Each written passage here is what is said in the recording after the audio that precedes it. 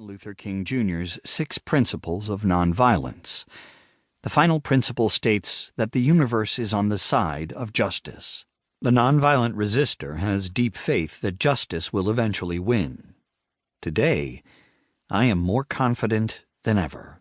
As a generation, our faith has often been tested, and our resolve continues to grow. Peace. David Hogg. Introduction.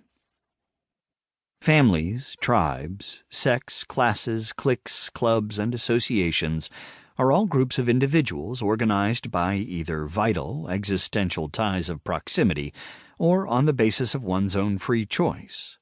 Generations are fundamentally different. One cannot disassociate, leave, or pass from one to another. You don't choose them. They choose you. Some are tight-knit, others have less solidarity. They don't start and end on particular dates or flow in a certain predestined cycle or rhythm. Their lines are gray. Generations are what happen when a group of people coming of age share the experience of living through certain historical events. Values naturally emerge. They inform worldviews, ways of thinking that are carried for a lifetime. This is the story of Generation Z.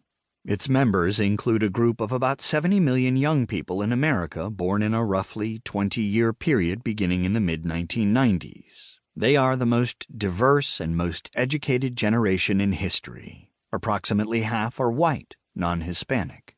A quarter are Hispanic, 14% are black, 6% are Asian, and 5% are either of mixed race or another background.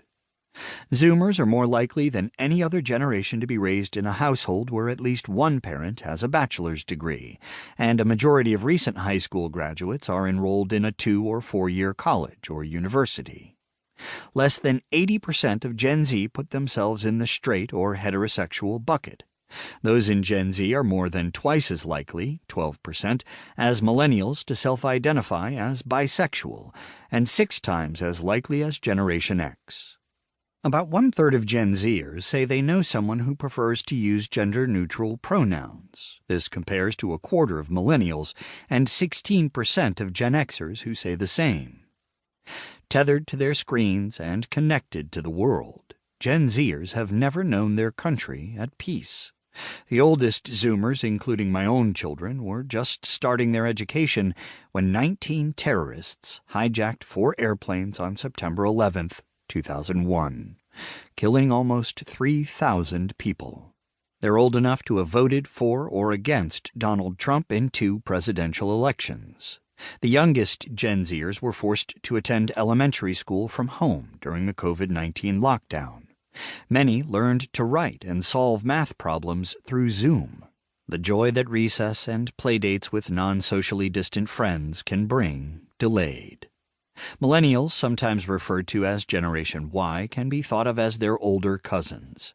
The oldest millennials, born when Reagan was president, are now settling into careers. Less likely than previous generations to have a spouse or children at this stage of their lives, those that do are snapping up suburban and ex-urban homes whenever they can.